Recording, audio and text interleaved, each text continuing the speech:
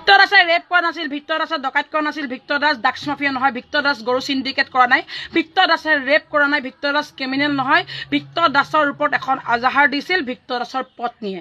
কিন্তু ইতিমধ্যে ভিক্টৰ দাসৰ পত্নীৰ ডিভোৰ্চৰ কেছ চলি আছে। তাৰ বিনিময়তো ভিক্টৰ দাসৰ পত্নীয়ে এখন আজাহাৰ দিছিল আৰু তাৰ বিনিময়ত পুলিচে গ্ৰেপ্তাৰ কৰি 3 দিনৰ জিম্মাত লৈ ভিক্টৰ দাসক মাৰি অচেতন কৰি মেডিকেল লৈ গৈছিল। আৰু ভিক্টৰ দাসক কিয় মাৰিবলগীয়া হৈছে, ভিক্টৰ দাসক কিয় গ্ৰেপ্তাৰ কৰিবলগীয়া হ'ল? পত্নীয়ে দিয়ে আজাহাৰখন কিয় দিছিলে গম পাইনে?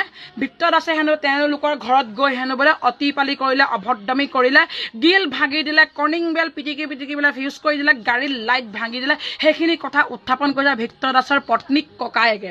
কিন্তু তেওঁলোকৰ ঘৰত চিচি কেমেৰা আছিল, চিচি কেমেৰাত কোনো ধৰণৰ অতপালি ভিক্টৰ দাসৰ বোলে আবদ্ধ হোৱা নাছিল।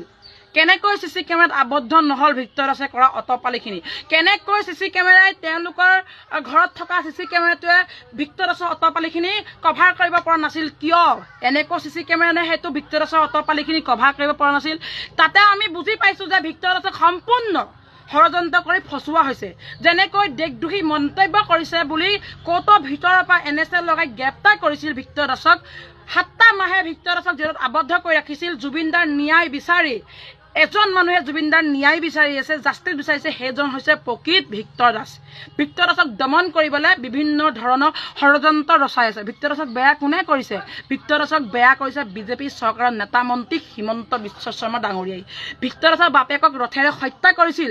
আজিও ভিক্টৰ দাসৰ মাকে ন্যায় পোৱা নাই। কাৰ নেতৃত্বত? বিজেপিৰ নেতৃত্বত ভিক্টৰ দাসৰ বাপেকক হত্যা কৰিছিল। ভিক্টৰ দাস সেইটো কাৰণে বেয়া হৈছে। ভিক্টৰ দাসৰ বেয়া গুণবিলাক উত্থাপন কৰিছে, ভিক্টৰ দাসৰ ভাল গুণবিলাক কিয় উত্থাপন কৰা নাই?